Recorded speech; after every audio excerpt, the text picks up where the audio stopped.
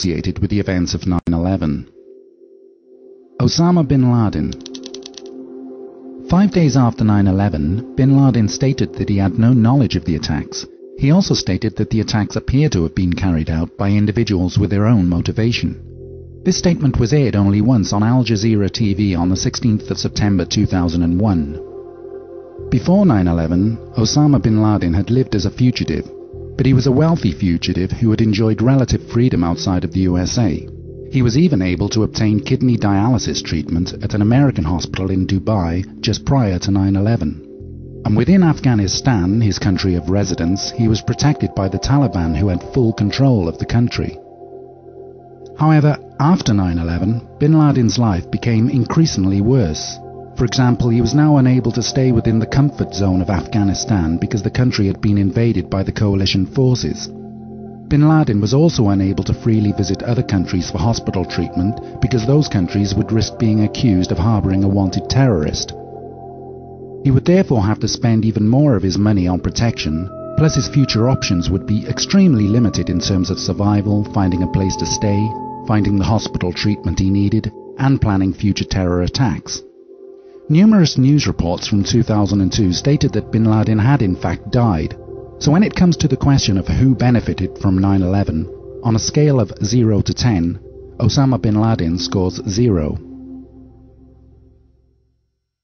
Al-Qaeda.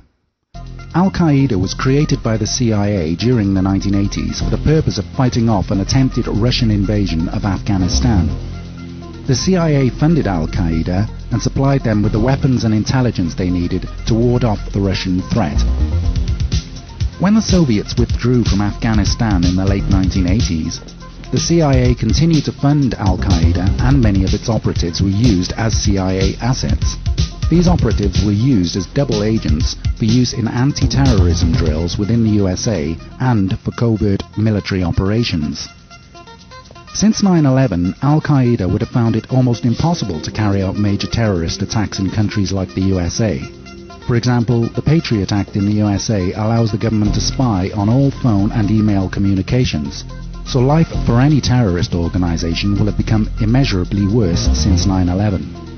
In addition to this, the invasion of Afghanistan and the loss of so many of Al-Qaeda's main operatives would have seriously disrupted and undermined Al-Qaeda's ability to function as a terror group in the future. So when it comes to the question of who benefited from 9/11, on a scale of 0 to 10, Al-Qaeda scores 0.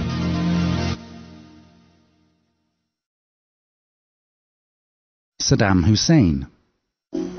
Up until 9/11, Saddam enjoyed a relatively comfortable life as the dictator of Iraq.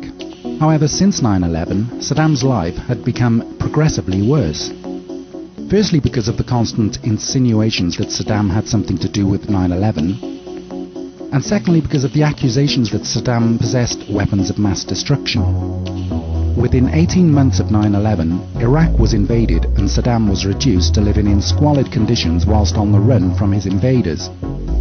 Shortly after the invasion of Iraq, Saddam was captured after he was found hiding in a small underground spider hole in a derelict house in Tikrit.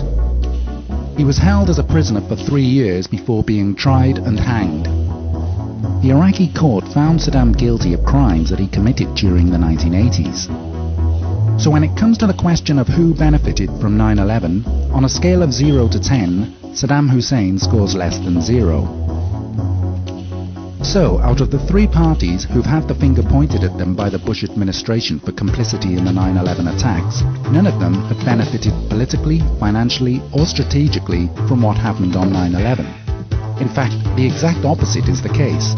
The lives of these 3 parties have been turned upside down to the point where they can no longer function as they did before 9/11.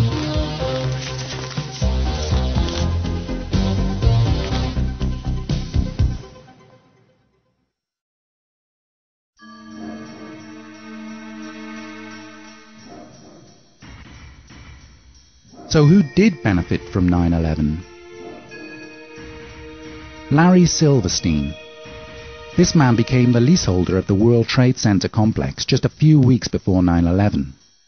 Silverstein faced the daunting task of having to remove the illegal asbestos that covered every steel beam in the Twin Towers.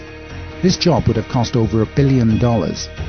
When Silverstein took possession of the World Trade Center complex, he reworked the insurance policy on the complex to specifically cover terrorist attacks. After 9/11, Silverstein received $7 billion compensation from his insurers.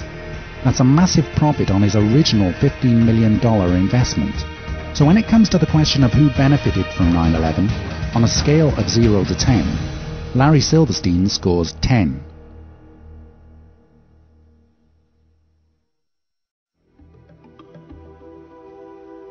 The project for the new American century.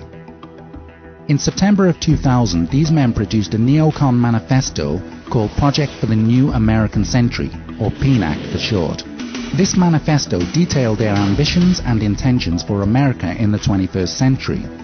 It called for the transformation of America into tomorrow's dominant force through permanent military bases in the Middle East. It also wanted to establish America as a global constabulary, unchallenged by the UN and the rest of the world. It also called for regime change in countries like Iraq and Afghanistan, but it said that fulfilling these ambitions would be a long process unless there was a catastrophic and catalyzing event like a new Pearl Harbor. Within 12 months of producing the PNAC manifesto, the events of 9/11 took place, and the new neocon administration was able to carry out virtually every ambition called for in their PNAC manifesto. So when it comes to the question of who benefited from 9/11, on a scale of 0 to 10, the PNAC group scores 10. Dick Cheney. The current Vice President and former CEO of Halliburton still receives a multi-year deferred salary package from Halliburton, whose stock has increased considerably since the invasions of Afghanistan and Iraq. The arms industry. There is nothing better for the arms industry than a war. Since 9/11, billions of dollars worth of missiles and bombs have been used and have to be replaced, and President Bush is asking for and receiving additional defense funds. He is the man to spend those billions of dollars and give them to his friends and business partners, who in turn support his political career, not least with money. As part of the Carlyle Group, the Bush family have already gained huge profits from the company's manufacture of weapons and military bases since 9/11. So when it comes to the question of who benefited from 9/11, on a scale of 0 to 10, Bush, Cheney and the arms industry scores 10. US oil companies. Again, a business field where President Bush is involved. Over 60% of the world's oil fields happen to be in the Middle East. The current supply of oil used by the US, which is the world's biggest oil consumer, will be exceeded by demand within the next 10 years or so. Without gaining control of that 60% of oil in the Middle East, the US economy would soon collapse. So it is essential for America to gain control of those oil fields in the Middle East as soon as possible. Not just for its own use, but also to control the supply of that oil to other countries such as China, which will soon become the most powerful nation on earth. Since the 1980s, US oil interests have wanted to build an oil pipeline from the Caspian oil fields down through Afghanistan. They wanted to do this in order to control the supply of oil to countries such as China. However, the Taliban, who occupied Afghanistan at the time, refused to allow the US to build this pipeline. However, just one day after America installed its own government in Afghanistan, the contract was signed to construct the pipeline they desperately wanted. So when it comes to the question of who benefited from 9/11, on a scale of 0 to 10, the American oil companies scored 10. The US government. The terrorist attacks on 9/11 gave the US government the excuse to further pursue its goal of a new world order by means of war. The Patriot Act allows the government to spy on the communications of every citizen. It also allows the sampling of DNA of any person convicted of any crime of violence. And it also allows arrest on suspicion, without a warrant, without probable cause, in secret, without notifying anybody, and without the right to see a lawyer. So the people who've been blamed for 9/11, i.e. Osama bin Laden, Al-Qaeda and Saddam Hussein, have gained nothing from 9/11 and lost everything as a result of 9/11. Whereas the people who pointed the finger of blame, i.e. Bush, Cheney and the PNAC group, gained everything they had wanted as a direct result of 9/11. The same is true of the World Trade Center leaseholder, Larry Silverstein. and of course US oil and arms companies.